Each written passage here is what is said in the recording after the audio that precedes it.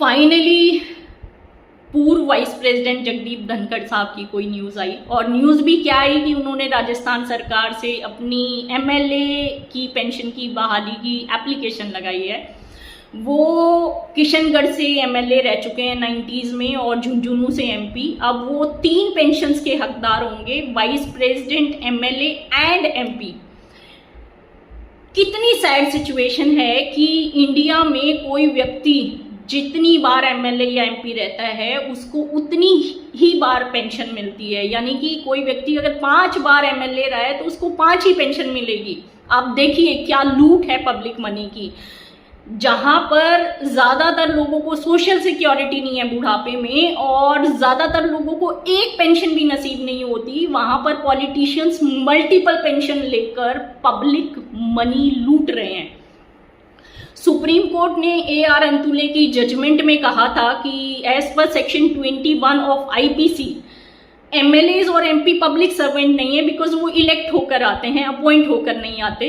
तो साहब जब तक आप इलेक्टेड थे आपको एक सैलरी दी जा रही थी, अब आपको पेंशन किस लिए दी जा रही है, वो भी मल्टीपल पेंशन्स।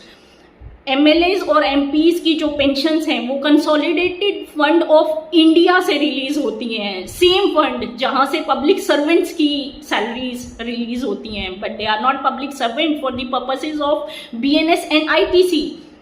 सो ऐसे पब्लिक के मनी की लूट हो रही है यहाँ पर। इसलिए पॉलिटिक्स में सबसे ज्यादा कंपटीशन है हमारे देश में, हर कोई पॉलिटिशियन बनना चाहता है, बिकॉज जितनी लूट आप यहाँ मचा सकते हो आपको कहीं मचाने को नहीं मिलेगी। इंडिया में पंजाब अकेला ऐसा स्टेट है जिसने कि 2022 में जब आम आदमी पार्टी की सरकार बनी थी तो एक लॉ पास किया कि 1 MLA 1 पेंशन। अब वहां पर एक MLA को एक ही पेंशन मिलती है, चाहे वो कितनी ही बार डिफरेंट टर्म्स में MLA रहा हो, और वो इस लॉ के तहत 20 करोड़ रुपए सालाना तौर पे बचा रहे हैं। आई होप मोदी सरकार अपनी कुछ अच्छी इंटेंशन दिखाएगी और पब्लिक मनी के इस लूट पर एक फुल स्टॉप लगाएगी। Hope you like my podcast लॉनामा by Seema Sindhu. Don't forget to subscribe, like and share my channel. Thank you for watching.